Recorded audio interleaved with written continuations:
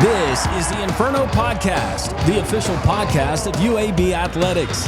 Blazer fans, this is the place each week to get an inside look into UAB Athletics. This episode of the Inferno Podcast is brought to you by the Alabama Department of Public Health and Pearl River Resort.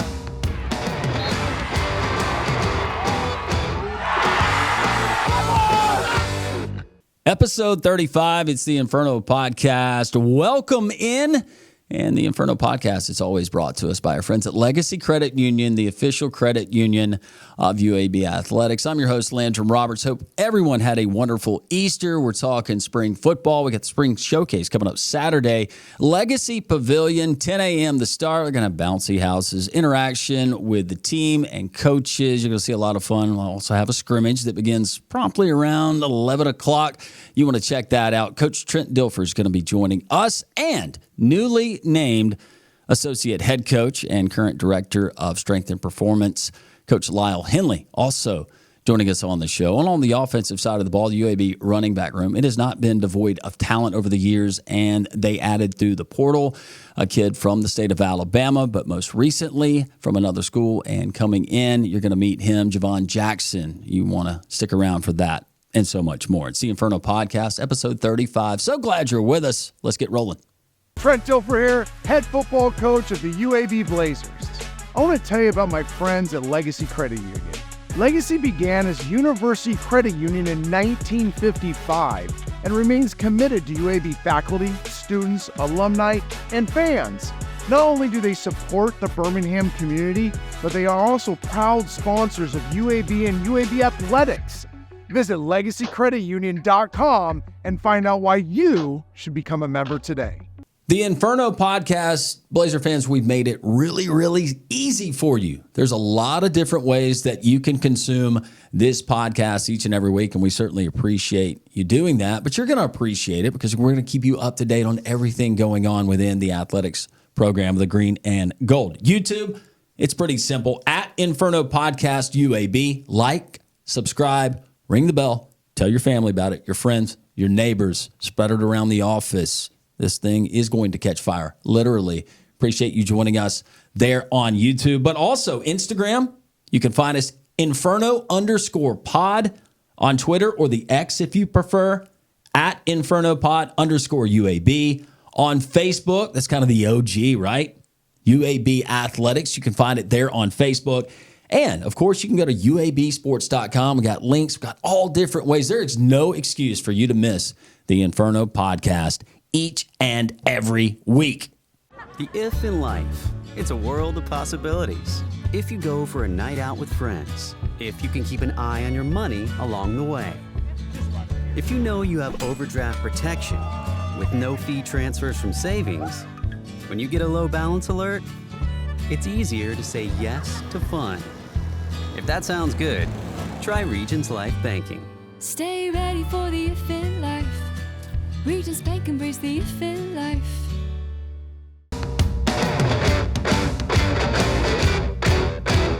Welcome back into the Inferno Podcast. This is the Coach's Corner, and I am flanked by two coaches. One is a head coach, one is a newly named associate head coach. And our Coach's Corner is brought to you by our friends at Pepsi and Viva Health. Coach Trent Dilfer, UAB head football coach. Coach, how are you? I'm great. You look great. Thank you. Wonderful. Yeah. And then to my left, he is director of strength and performance, now associate head coach, and a guy that many UAB fans are certainly familiar with. Not only the hairstyle, the build, but the presence and all that he's done for the green and gold. Lyle Henley. Coach, how are you? I'm doing great. How about you? Great. I just want to start, and I speak my heart on this show. I feel like I'm getting older. I got a lot more gray. Coach, I don't know how you feel, but you look like you've gotten younger. What's the deal? What's the secret? Really no secret.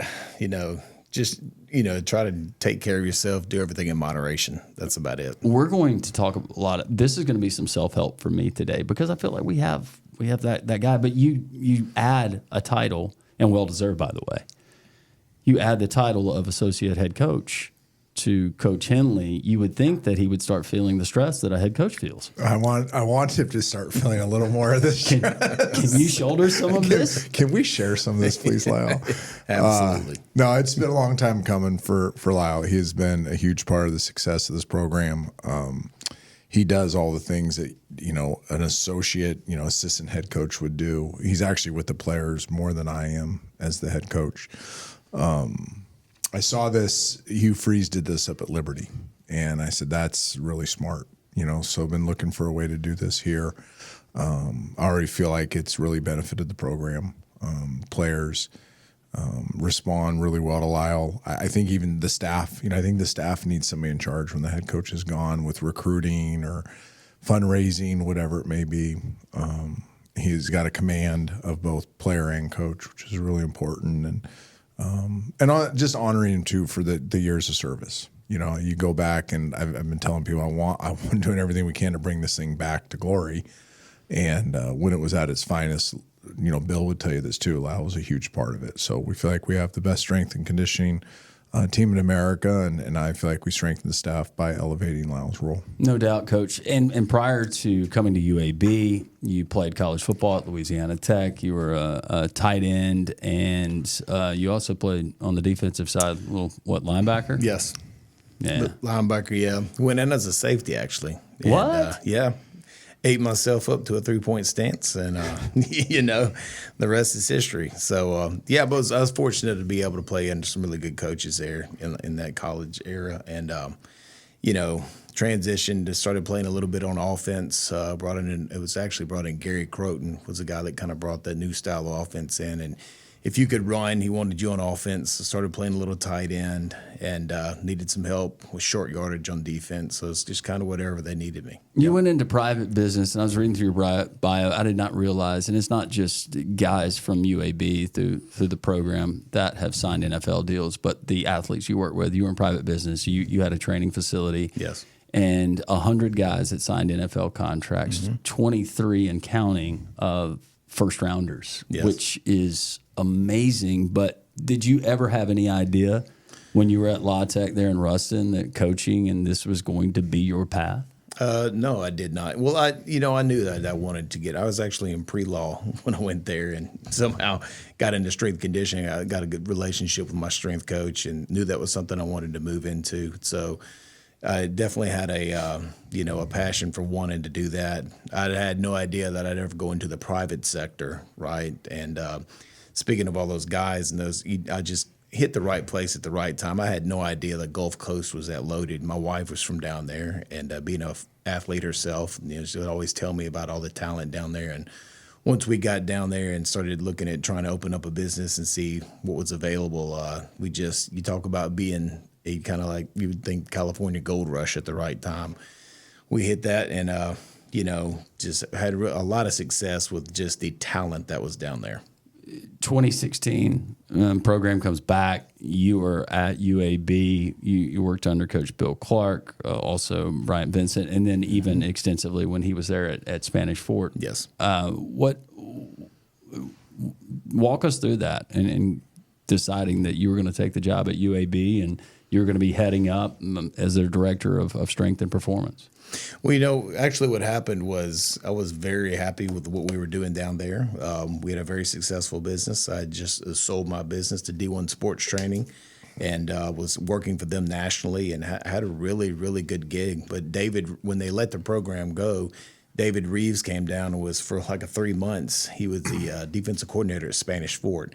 So we got to talking about things, and he was saying, "Hey, I think they're going to bring the program back, and I don't think that the strength coach who was there before is going to come back. I think he's at Southern Miss, and he's doing a really good job there." And so he's like, kind of put that bug in my ear, and I had started having talks with Bill, and he asked me would I be interested in coming, and I'd never planned on getting back into college strength conditioning. So after a lot of long talks with my wife and my family, we decided something we wanted to do. And as soon as we finished that last combine class up in March of 2015, I came up and joined the program. So that regime, Coach Clark and then Bryant Vincent, Coach Dilfer, you're hired.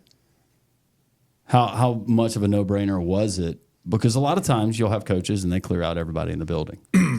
But you retain Coach Henley. I think that says a lot for you, Coach. But what immediately jumped out to you? Well, it was interesting, and Lyle will tell you this, anytime a new coach gets one of these jobs like I got at UAB, it's amazing the amount of people who reach out to you, especially in their profession, because there's only so many of them, and they want to attach themselves to a head coach they can see being in the business for a long time. And there were some really good ones on the street that year, guys from big-time programs that Lyle knows that he would tell you are really good strength and conditioning coaches. So I was being inundated by information. But Coach Vincent, Coach Clark, were very adamant, like, we have the best. He should be the first person you talk to. So I remember our first meeting, I said, okay, I'm gonna call 4 or 5 guys. But I called Lyle first. I said, come on up here. So he comes up, and I'm like, I'm going to give you the answers to the test, right? Like, if you can't get these right, like, then we have a problem. But I'm pretty sure you're going to get these right. So I knew I wanted to hire Lyle if he wanted to stay. But I think we need to get to know each other too. I mean, sure. I think there's this hard thing in college athletics where you may want the job, but you may not want to work for the person. And I want to make sure he was comfortable with me, that this was a good fit, that we were aligned. And it didn't take long to figure out that we were. And it was not a hard decision. And we feel like it was, we haven't done a lot of good things the last 2 years, but that's one of the best things we've done. Coach, I know you had other opportunities to go other places. Why did you decide to stay here in Birmingham and stay there in the building with Coach Dilfer? Well, I felt like a personal connection, number one, to the program after bringing it, back from the ground up. So, you feel like you've kind of built it, and it's kind of your baby, right? That being one. Two is, I knew that, I'd worked for 2 high character guys in Bill Clark and Brian Vincent.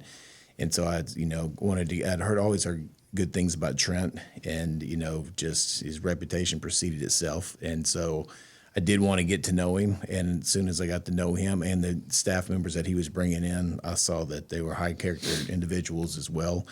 And his vision for the program and where he wanted to eventually get to, I bought into that, and it is side-by-side parallel for what we want to do in my family and the things they believe in. So it was a no-brainer for me after talking and spending some time with Coach Dilfer, and we're continuing to try and get this thing going on the right path. When he called you in the office, and you don't have to go through all the details of how the conversation came about, but the promotion and an added title to what you were already doing, what was your immediate reaction? Is that something that you had kind of envisioned? Yeah, we had talked about it like he had previously stated 2 years ago, and it's something that had always been on the back of my mind, and knew it was a possibility. You just don't know if these things are going to happen or not. Sometimes it's out of either anyone's control, and once that was made available, I was absolutely flattered and very proud and a lot of pride. And I think anybody in this profession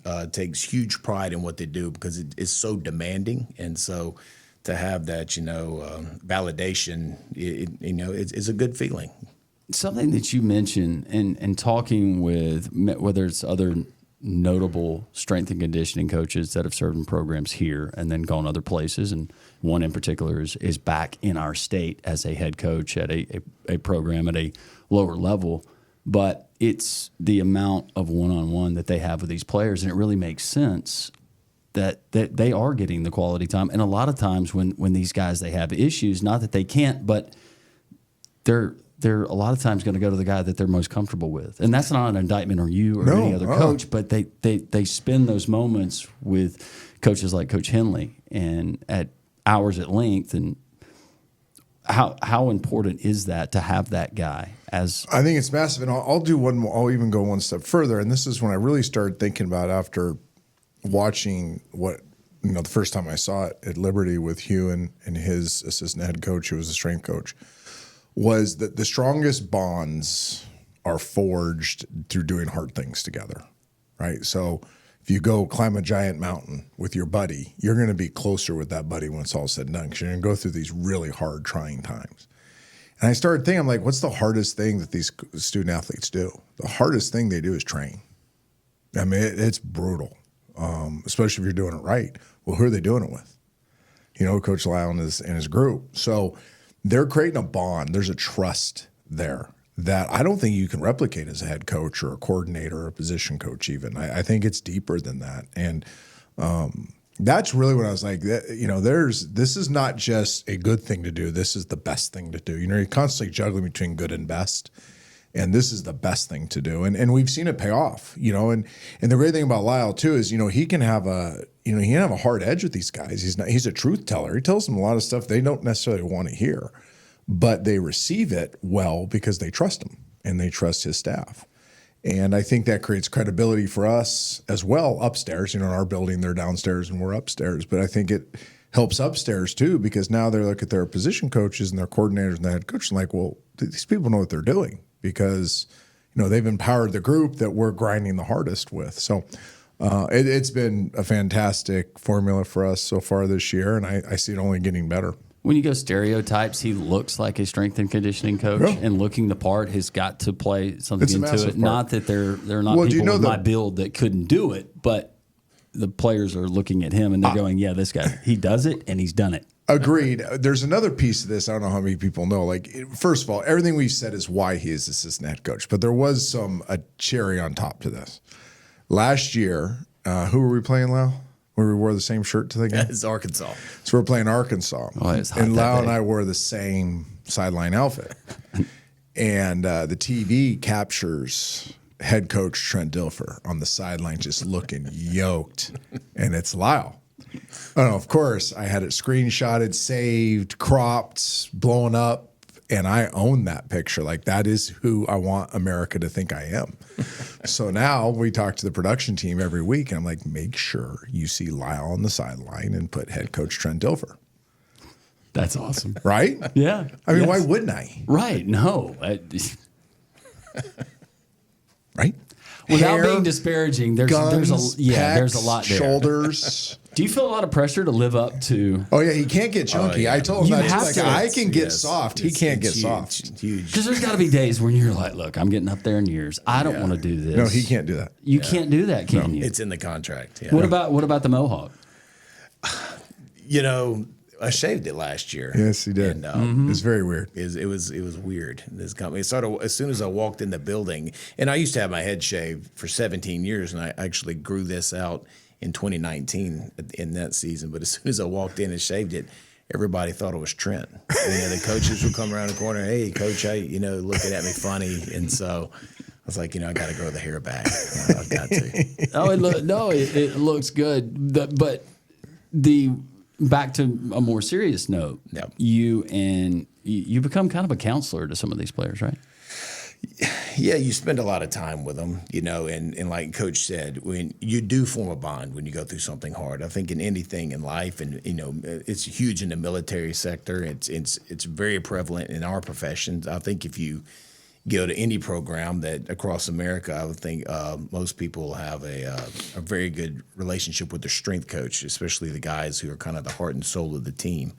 And so, you do counsel with them, because a lot of times these kids are feeling so much pressure with social media and the way things are now. And you kind of you bring them to the side and say, hey, what's really going on? You don't have to put on that front. You don't have to be this guy you post every single day. Everybody thinks you are. What's going on?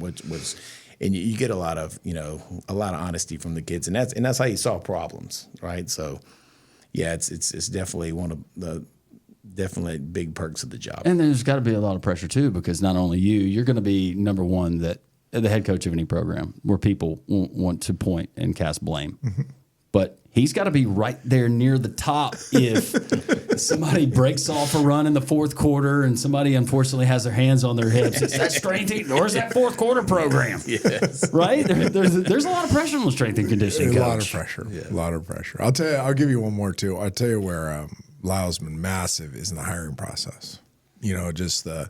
As we've gone through and redid the staff this offseason, Lyle sat in every single interview. Yes. And it was time exhaustive. But sat in every interview and really, leaned on him for counsel on making sure I was hearing the right things, seeing the right things, going down the right direction. And I think that collaboration has really helped making sure this staff is more aligned than the last 2 years. So That's been a huge part of this, and really we're just getting ready to get into his sweet spot. You know, I mean, from middle of May until the end of July, the coaches don't spend a lot of time with the players.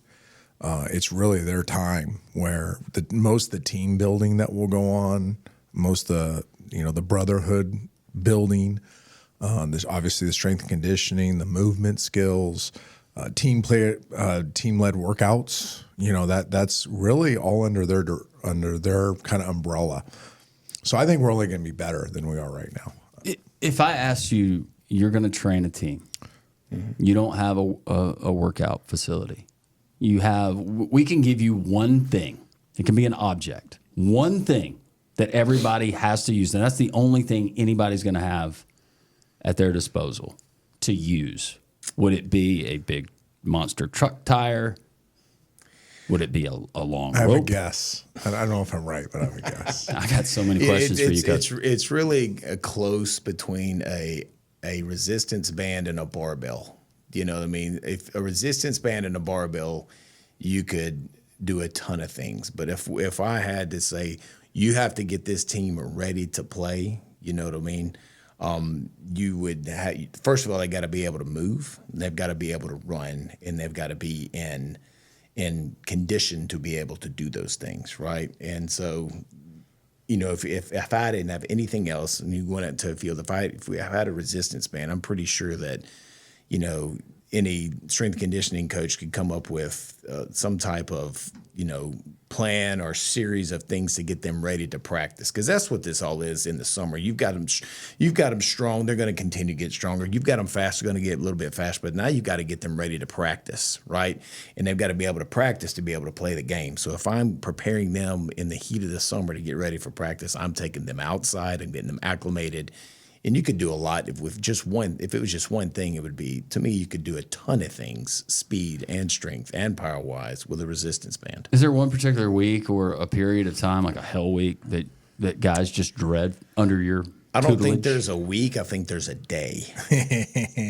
A day. And that day is always Friday. Yeah. It's always Friday. That's your Friday fun day? It's time to pay the piper. Do you on get up Fridays. early? Do you like Matt Campbell a bunch of espresso and get in there? You know, I think to give him a shout out, I think my assistant Jake Venables drinks enough Monsters for the whole staff, The whole team probably in one day. So you know, I'll have some caffeine, but we feed off of his energy, right, and his maniacal consumption of caffeine and Monster drinks. But yeah.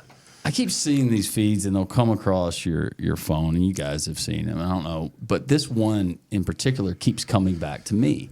And it's this guy, maybe you've seen it, and I don't want to promote whatever website. I haven't done the QR code. But it's a guy, he's in really good shape, but he's probably in his 60s, and he's just cut up. He's ripped. And then he's got this other guy. This is probably like a me that they're using for this, and he's just a guy that's probably, you know, mid-40s, early 50s, but maybe his best days are behind him. But they're doing a chair workout. So it's just a chair. You're already laughing. It's just the chair, and the guy's using, first of all, I would probably flip the chair over, but the guy's doing this work. He's sitting in the chair. He's doing these right here, doing some tricep work where you turn around to the chair. I would do it here, but it probably would end bad. That kind of stuff. Does it work? You know, Are you trying to get a free Yes, I'm trying to. Are you consultation kidding? right now? Yes. I see where you're going. Yeah. You're getting a free Yeah. workup here. yeah, I mean, you've got I want cheat codes. right. I think that the genius of selling those things on social media is to have everybody see, like, you know, I think I could do that, and then if I could do that, maybe I can look like that. And then I'll pay for it. Yeah, and then I'll pay whatever it costs, right? But This grandpa, by the way, that they're showing, he's got to be juicing. I want to throw that out there. He's got to. he's probably 20, and he's made himself look up to be Right. 60 years old, right? But you know, you've got to have a baseline. You've got to have good habits, right? You've got to have the discipline and all these things to be able to even get to that point to have use a chair to get a six pack. So they're probably outliers. Those guys, I would say all of them are, which they're on the outside of what a normal genetic human being would be, and they use those for the example. But 99 out of 100 people are not going to be able to achieve results just doing that. Is your training regimen? I know some things are team oriented, but is it player position group specific in different things that you're having them work on? It depends what time of year it is. This summer, it gets really position specific. For these next 5 weeks coming up, it's profiled specific to what the individual doesn't do well. And I would say the past 12 weeks leading up to these 5 weeks has been based on, just getting you back to the best version of yourself and then building strength levels on top of that. And so, yeah, it's more of a basic group that we find out what the individuals don't do well, and it's about a 5-week individualized personal program, and then it gets into position and football specific in the summer, and then boom, you're rolling in the fall camp. If I want more velo, I'm a long snapper. Right. What are you doing? Well, we see what's wrong. If we have 3 snappers on our roster, then there's probably 3 different problems right there. So we see exactly what they need. Some guys, it might be rate of force development. It might be contact time. Some might be a mobility issue. Most of the guys have been training now at this point to do that their whole life. So the skill is not really the problem, right? They've got the skill down. It's like a kid that's been pitching his whole life and shows up to college to pitch. He knows how to pitch, but what are the weak points that he's missed in the physical development leading up to that? So that's what you're looking for. Something specific as snapping. Does he have to stay away from the kickers? I know coaches, y'all are weird about kickers. I'm not worried about kickers. Well, you're not weird. Some coaches are. I'm not. No. Yes, I am grouping you with all the other coaches. The team is better off the more Lyle talks because he talks me off the ledge a lot of times.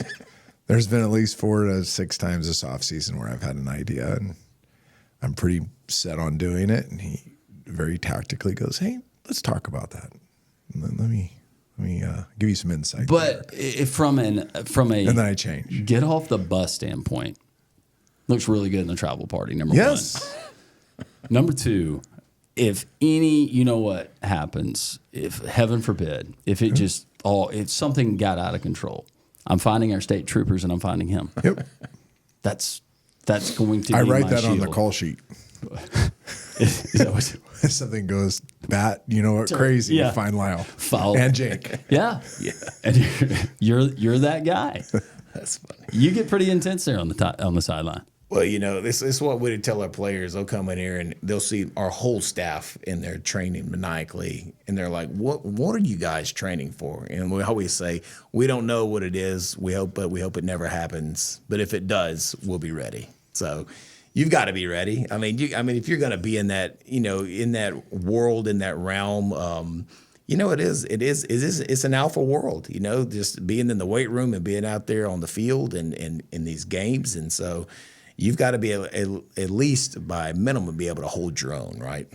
I'll get some video before the summer is over because they're about to start. I kind of know their routine. We're going to get here in May, and the 4 of them are going to do their morning MMA workouts. And I'm doing my Jane Fondas over there between the hashes. I'd be with you. Yep. And I'll take some video and bring it in for the podcast. Please do. They're beating up bags. They're kicking things. Snot's coming out of their nose. Where are you getting, not only from your personal experience, but where are you getting some of these things, these ideas and maybe things you can implement in special forces, other strength and conditioning programs? Yeah, I mean, there's a lot of, I've got the guy in the chair. Right, not the guy in the chair. I've got an unbelievable staff. They're very in tune of what's going on. I think there's been more strides in strength conditioning in the last 5 years than the previous 50. There's still a lot of old school ideas that hold true. But as far as training, I've got guys on our staff that trained at the UFC Performance Institute. I've got one guy that's former military, was 2 tours in Iraq. I've got one guy on our staff that's played SEC ball and been all over. And we had an MMA gym when I was in the private sector and just training all those guys. And you always, when you have an MMA gym, you always run across special forces guys. And so I've been lucky to spend some time with those guys, but.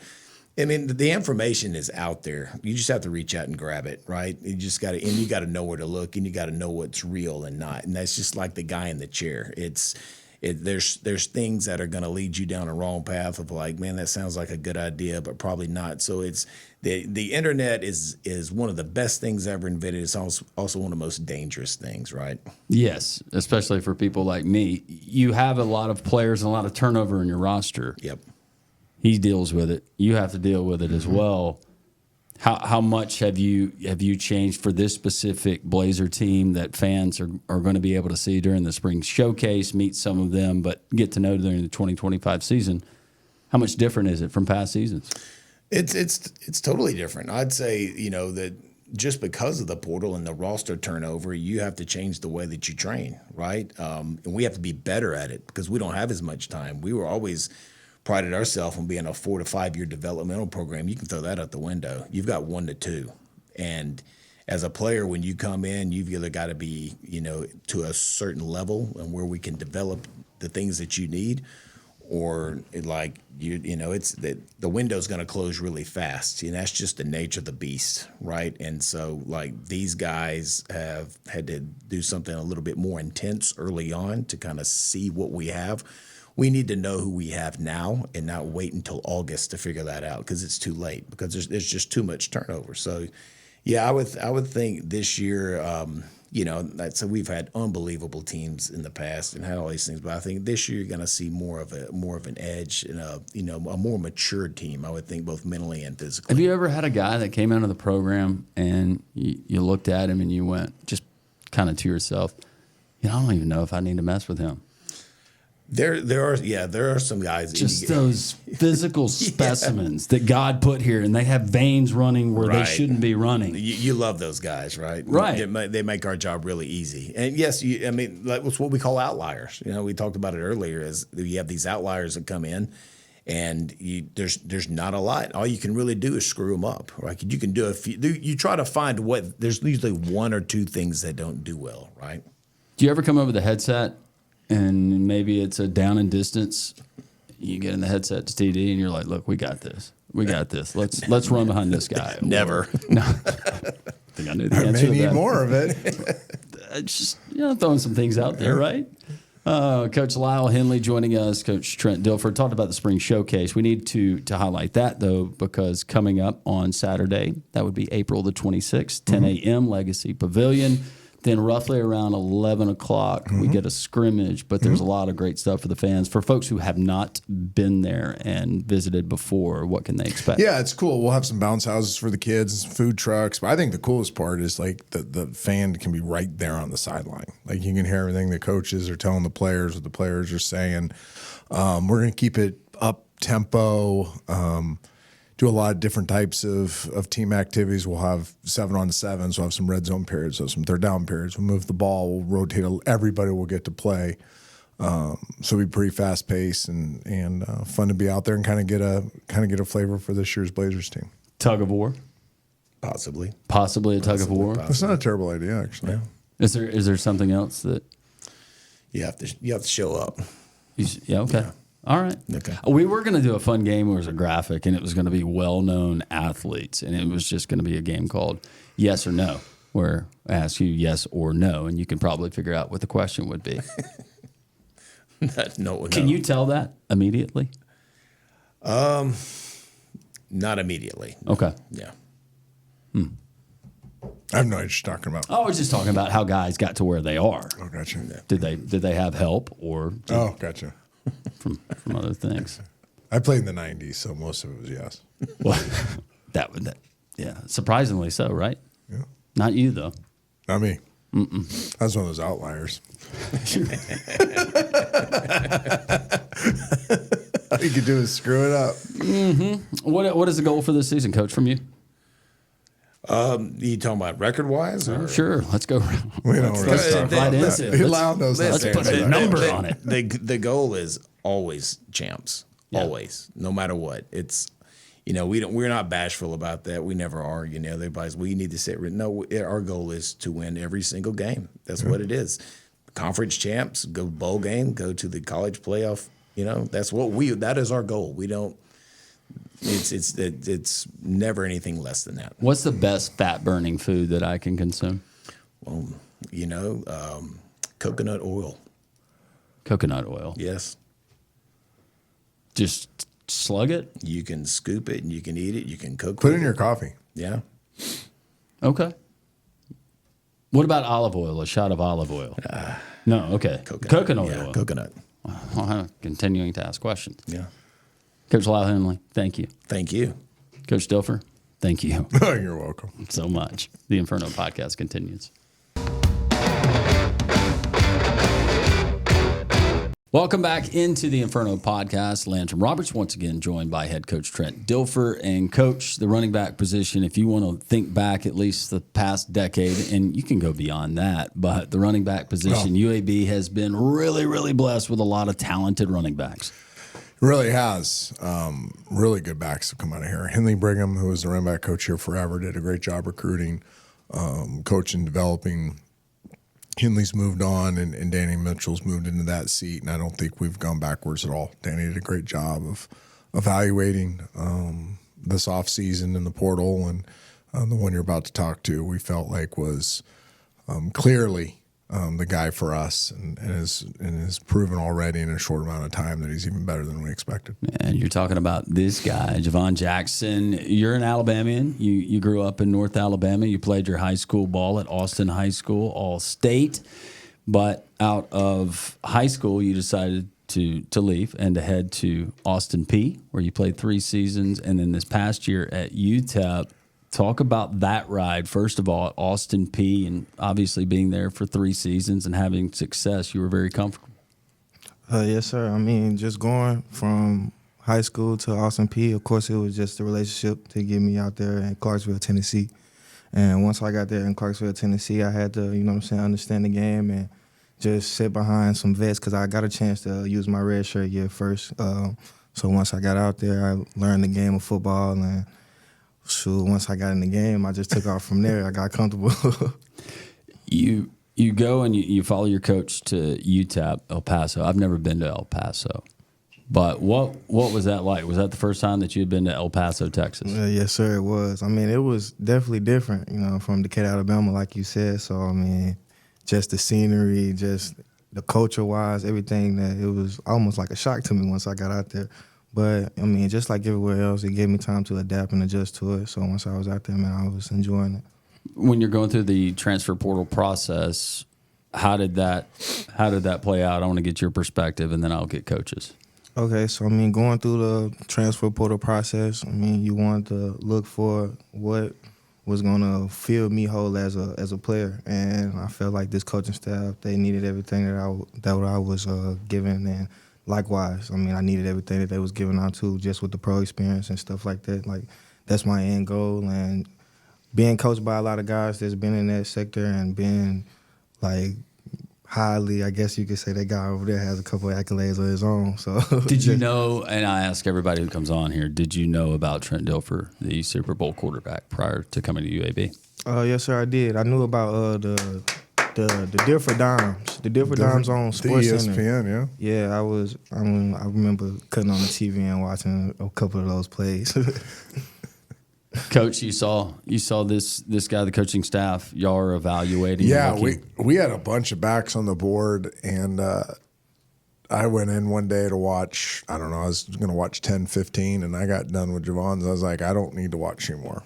He fits us. That's what we want. And, what fits for our fans? I'm a big 3-tool back guy. So, there's some great runners out there, but they won't pass protect and they can't catch. They limit what you can do, right? There's some guys that can catch, but they're not strong enough to help in the blocking game. We ask our running backs, we call them our R in our offense, to play professional football. Our protection schemes, our professional football protection schemes, our run schemes, our pro football run schemes, we utilize them as receivers, so they have to have natural ball skills. And you can pretty much get through most of the portal guys pretty quick because, he can't do one of the 3, so it doesn't fit us. I'm not saying they're not good players. They just don't fit you and what you want to do. So we targeted him early. We felt like he had great value, and I think the recruiting process was pretty easy from there on out. We met them and they met us, and it was a really good match right off jump. Our expectations for one another were aligned, and we consummated the deal pretty quickly. What about the offense, either from Coach Dilfer or Coach Mortensen? What about the offense did you immediately said, "Yeah, that fits me"? Like you said, it was a pro-style offense. Like I said earlier, my goal is to go to the NFL. So just being able to go ahead and get a jump, really, and just learn pro-style and understand the offenses, understand defenses, understand the game of football. So just getting the knowledge right there and just understanding that this is what I needed to take my game to the next level, and it fit perfect. Is there a particular set that you like the most? You're the most comfortable? Can he give this away? I was going to say probably. Okay. I don't. No comment actually, because I mean I really just like the game of football, man. So I just take in all the different information and just cage it in my brain. Hypothetically, we send you on a wheel route. Is that easy? The ball's caught. Yeah. That's the answer we're looking for, right? He's really versatile. All our backs are. I think Coach Mitchell's and Coach Brigham, I'll give him a lot of credit because he recruited 2 of them that are here. Have done a great job of really understanding what we're looking for in a tailback. And,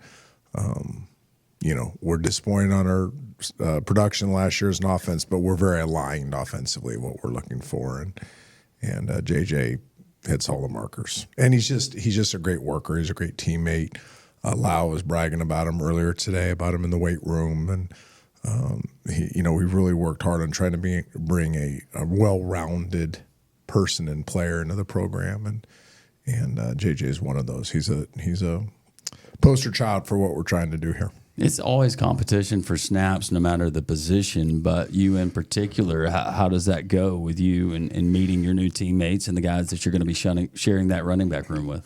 I mean, honestly, just coming in and just establishing who I am as a running back. I mean, as a player, as like he said, as a teammate, just anyone that needs to be, for the team, man. I mean, I just take that pride in just going and just being me, and I feel like everything else will take care of itself. You set goals for yourself every season? I mean, of course I do. Is it a numerical goal that you're looking for? I mean, you had, in just looking at your last year's stats at UTEP, 800 yards, very productive. You found the end zone. You're good out of the backfield. But is there a particular number in any particular category?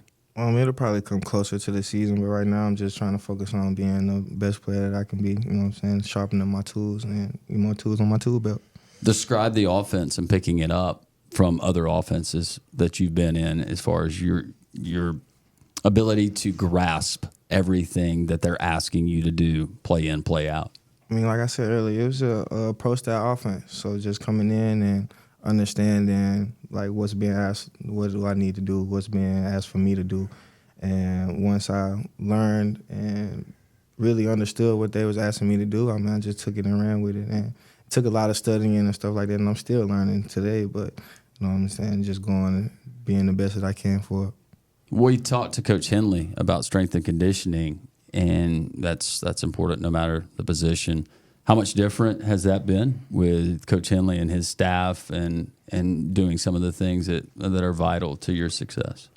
The weight room has been, like you said, vital. I mean, it's just, my pops told me that, like, whenever I take, the weight room serious, then the rest of it will take care of itself, like I said earlier. And then I just go in there and put my head down and I work, and everything else take care of itself. Is there one particular thing that Coach Henley and his staff ask you to do that you hate? No comment. See, we're getting smart kids. You are getting smart kids.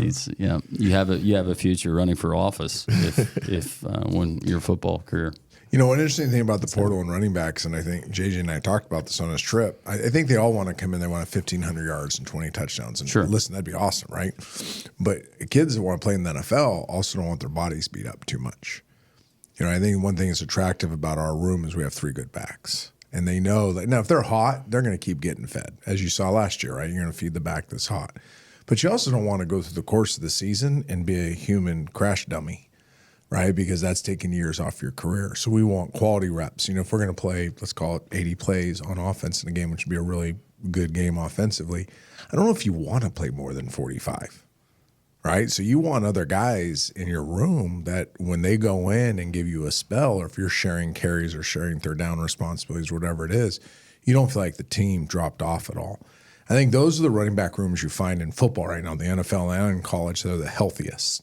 The ones that are rooting for each other because they know you're also extending their career. I mean, look at what's happening in the NFL with running back contracts. Like, they'll give you the first one, but very few guys are getting the second one because they're wear and tear. Well, now if they go back through your college career and see, well, oh my gosh, he had less mileage on the tires. So, if you're JJ and you want to play in the NFL, I don't know if you want 400 carries this year. I mean, that's not probably something you're shooting for. You want quality carries. You want production for sure, but you want to be explosive. You want to be at your best on those snaps you are playing, and you're hoping that the other guys in the room, the three of you can carry the load together. Was there a running back that you grew up watching that you tried to emulate your game after? I wouldn't necessarily emulate my game. I just I like watching good football. So, I was watching Saquon Barkley when he was in college. I was watching DeAndre Swift when he was at Georgia. You know what I'm saying? Those were just two guys that I had on my board. You got some Swift in you. He does. There's a similar style there. Okay, yeah. I hadn't thought about that, but yeah. Yeah, those were just two guys that I was watching a lot of film on. When you got to the campus, you came through the football facility. You're from the state, so you're obviously familiar with UAB and the program, but what jumped out to you immediately? It was shocking how nice it was. I actually, I haven't been around, Birmingham as much, being from Decatur. I come through, I drive around and really go back. You know what I'm saying? I haven't necessarily stayed put. And so just being in Birmingham and just being around, who I was going to be around once I really got out here, it took a toll on me. And, it was almost like it was perfect. How vital will he be for the offense this year? It'll be a big piece of it, massive piece of it. Are we still competing for numbers, by the way? Jersey numbers? To a certain degree, yes. Okay. Yeah. He'll be a huge part of it. We need to put a lot on our running backs in general. And he's really elevated himself throughout the offseason. And Saturday, our last scrimmage, had two insane runs and really got us out of some jams. So really good player, like I said, three-tool back, has exceeded expectations. We're super excited. All right. We're super excited to have you, JJ. It's time for the lightning round. We do this. It's just a way to learn a little bit more about you. Coach Dilfer, sometimes he participates because we learn more about Coach Dilfer. We learned 2 or 3 episodes ago about Coach Dilfer wearing makeup at one time in his life. Man, makeup? Yeah. Nah, you didn't tell us about that one, Coach. I'll bring the picture in. Okay. We will get to the lightning round as we continue here on the Inferno.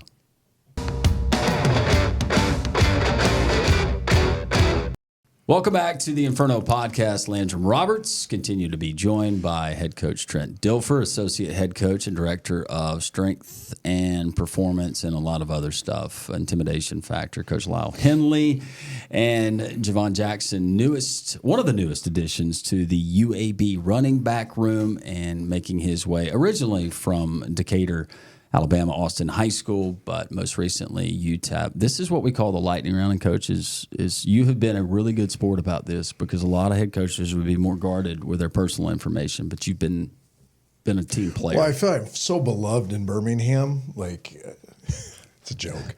No, I want people to get to know. I have nothing to hide. Yeah, there's a lot of love for you, Coach. Thank you. All right. Let's start the lightning round with the graphic and the clock and all of that good stuff. We will start off with you, Jevon. All right. Favorite professional sports team? I would have to say the Baltimore Ravens. Such a smart kid. Jevon, are you saying that for coach's probably benefit? 6 more carries a game right there. Are you? He's brilliant. I'm telling you, we're recruiting smarter players. Oh my goodness. Okay. Worst thing like, Trent, what do you want to run? I don't care. Just give JJ the ball. Just give JJ the ball. Besides the Ravens, another sport. Another sport. Ooh. Do you like Major League Baseball?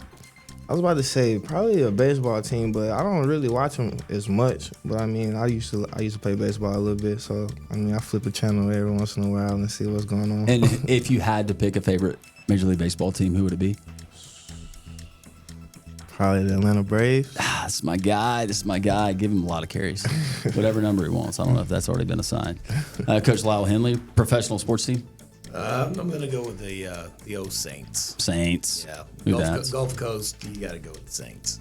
All right, Coach, you have to go something other than Well, forever we were massive. The 15 franchises you played. Yeah, we were massive San Francisco Giants fans. Okay. All my daughters took them to World Series when we dominated there for a stretch.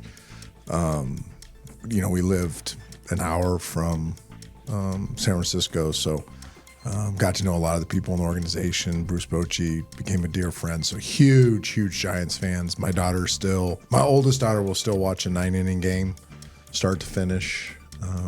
For her, when she left to go to Notre Dame to play college volleyball, my present was the Major League Baseball package, so she could watch all the games. I mean, she's maniacal with her baseball. That's awesome. Yeah, as a fan, and my wife is a Dodgers fan, so during baseball season, we don't include her in the family. Yeah, that's all due respect. I don't blame you. It's only 162 games, so it's really not that long. That's right. We do okay without her. All right. Okay. That is a joke, obviously. I think everybody She's knows. been carrying me for a long time. Pork or chicken? That's tough. Chicken. You're going chicken. I love ribs, but I got to go with chicken. You're going chicken? I'll go pork. I love pork. They call it the other white meat. I know. I cook a lot of it at home. I do a lot. Like a center cut pork chop? Yep. Do that? I'll do a How do you do pork it? loin. I've done it a lot of different ways. I got the Rec Tech a few years ago, so I've gotten more into smoking. I'm not great at that. Getting there. Would like some coaching up there a little bit. Some ribs, though, Coach. I Henley, don't do ribs great. I don't do ribs don't? great. I don't have a great, not a great one. I do them okay. Like nobody's gonna complain. Like great but technique, or I've never felt totally comfortable with our method. what is the method? Is it like It's a combination, the slow roasting in the oven and then putting them on the grill to You got to crust them up a little bit. You got to go with the 2-2-1 method. Okay, well, let's see. That's, The again, 2-2-1 method. in the 2-2-1 method? So you go. So I'm a big green egg guy. All right. Okay. So I go. You go 2 hours. Dry rub on top. Yeah. Bone down, and then here's the key: is you make your little full, like the baskets, right? done that. Then what you do is you go meat down, and under the meat you go butter, a little bit of rub, a little honey, right? I haven't done this. And a little brown sugar. Brown sugar, yeah. And stack them on top of each other. Let them cook for about, if it's baby backs, it's about 90 minutes. If you're going to go with the St. Louis, then it's 2 hours. And then you take them off, and you can use whatever barbecue sauce. But what I like to do is take that leftover residue and pour it over the top and let it crust. That's it. That's it. And let it sit in its own juices. Yes. And you got to be wary. If people are going to put barbecue sauce on it, then a lot of times they're trying to cover something up. Yeah. Let the meat Yes. speak for itself. For sure. So this summer I'll be FaceTiming from vacation. Lyle, what was that? What did I do? Come on, Coach. Yeah, I can't lie, Coach. It Trent, sound like you leave know me what you're doing alone. over there. Yeah, I can go down on the grill, baby. No, he just. I can grill with the best of them. I'll go up against anybody in the grilling, but it's this combination, new world, a pellet grill. I had the green egg, the other, the Traegers, your regular You got an Webers. electric smoker. There's a lot going on. Oh, yeah. Right? Electric There's a smoker. lot. And Yeah. now I got that. Now I'll go against anybody on the pizza oven. Like that's become my baby. We've talked about that. I literally go to bed at night thinking you about. have a pizza oven? Oh, it's the best thing ever. Is it like the- a custom the built uni? pizza oven? Oh, okay. Oh, if you don't have one, it's better than whatever car you're looking to buy. Go buy the Uni pizza. This thing's a life changer. It sounds expensive. I have one here that's sounds- wood, and then I got the gas one at the vacation home, and it's two different experiences. Sounds expensive, doesn't it? Yeah. I He use didn't some, I react use to some of that. the NFL money for that. Okay. All right. Do you cook anything? I What's cook your here go-to? and there. I do breakfast food, but breakfast food pretty easy. So like when I say that, people look at me like I'm just generic. But I mean, like I do a little something with the breakfast food. Which brings me to my next question: pancakes or waffles? Waffles. Coach Henley, Pancakes. pancakes. Pancakes. Yeah. Is there a carb that you don't want consumed by your players, or is it okay for certain players? Well, the timing is everything on that. Okay. Right. So post-workout, anything goes. Right. As far as a carb, it can be a simple carb, but throughout the day, you want to cycle complex in there. Complex carbs. All right. Total side note, and you guys just indulge. Paul Skeens, pitcher, Yes. Pirates, played at LSU. Right. His pregame meal, day of game, is chicken Alfredo. Yeah. That sounds Very sounds common. wonderful, but horrible to go and pitch, especially during the summer. would you say that's probably not recommended? You know, it's a little rich, the Alfredo. The pasta's not bad. Usually want the pasta the night before, the carb load the night before. But that's why it's so individualistic, because you got to see what sits on your body the best. I mean, you can throw rules out the window for certain people, especially like Paul Skeen, who's another one of those outliers we were talking about, right? So he probably gets away with a lot. Like Get closer. think about Ocho Cinco and the candy. Yeah. And the McDonald's and those guys. Those guys get away with a lot. So it's hard to judge what you do off of a guy like that. So brown rice, white rice, regular noodles. I like the chickpea. Again, you're trying to get free consultation out of this podcast. You're going to get a bill. White rice is actually better for brown rice. White rice is actually better. Is better? Yeah. This is kind of new information, isn't it? Yes. Yes. Yeah. We have not talked about the white this. rice is a cleaner carb than the brown rice. This is very recent. Yes. We've been lied to. Yeah. Who started this brown rice lie? I don't know. And we bought in. Our family bought in, and we've changed. But the chickpea pasta, am I okay with that? Do we not know enough yet? Chickpea, you're going to have to watch the soy, right? Yeah. So now you get a whole new level of carb. That's bad if you're a dude. Yeah. Don't want to be a soy boy. Yeah, a lot of estrogen. No, I don't ever intentionally consume soy. Just so you know. Okay. Favorite TV show? Probably have to go Martin. Martin? That's good. That is good. That's a throwback too. Yeah, that's really good. I hadn't thought about that. Yeah. Yeah. What about a second? You gonna go old school on that one too? Second one, I really don't even know. Martin just Martin. Yeah, just towering over. Gina. Yeah. Great show. Who did we do last week? Last week was girls volleyball. The week before that, Power, right? You got familiar with Power. Yeah. Okay. That's a good one too. Yep. What about you, Coach? My number one would have to be Sopranos. Do you know I was on The Sopranos? Really? Or my name was brought up in The Sopranos. You were? That's big time. I get people text me all the time. The random Sopranos episode. Was it They're about just you talking fixing a about game? you. I've never seen it. Okay. But I've heard they have like a round table discussion. My name comes up. They're probably talking about the worst quarterback to ever win a Super Bowl or something. No. Yeah. No. What about when your playing days? Was it Sopranos back then? Yeah, it was the mid to late 90s. So Sopranos. Yeah. The later one would be one of my favorite shows of all time is Better Call Saul. That's very good. That's very good. I think it's as good as Breaking Bad was. I think it was a smarter version of Breaking Bad. Very good. All right, we're gonna stay on this end. I'm not stereotyping, but electric razor, battery powered razor, or just the good old manual? The old school straight razor. Yeah. You go straight razor. Yeah. My wife actually does it. Really? Yep. She does like the long, like. Oh no! I'm not. No. Yeah. No. This is just a regular razor. Yeah. Regular razor. What about for you? I'm a regular razor. I have an electric razor if like Mark Ingram says, "Hey, you got to go speak at something," and I haven't shaved my head in a few days, so it's in the office, and I can kind of clean it up. I hate it. It takes forever. I can do my head, face, 6 minutes in the shower. It might take 15 with one of those electric things. What about you? I usually just go to the barbershop. Just go to the barbershop, get it done. Yeah. Going back to The Sopranos, it always made me a little bit nervous having somebody use the straight razor I've had that on me, because there was one of those movies that was the end of that dude. It's over for you. Right when he had that. One of the reasons we got really good at Lipscomb is we had our own barbershop. And, you can't recruit in high school football, but you can make your program look really attractive. And as kids came through and did their tours, we literally, it was about the size of this room. We had a barbershop, old 1940s chair. It was really cool. And we had a barber come in Thursday nights and cut everybody up. And I'd be the last one. And I'd go to sleep, and he'd do the whole wet towel and do my neck with the straight razor and, pull the skin. It was awesome. But we got to win here first before we can do that. Why do bodybuilders shave their arms? Shading, you know what I mean? Shading. As far as where you shave the certain parts, you get like a cleaner look. Yeah. So like Show more being able contour. to show more contour and definition. That's basically why they do it. Same thing with the tan, the self tanning. After my chair workout, I'm Definitely shave and tan. Yes. Okay, so it's does not want the contours to show right now. If you're not wearing sneakers or cleats, what are you wearing on your feet?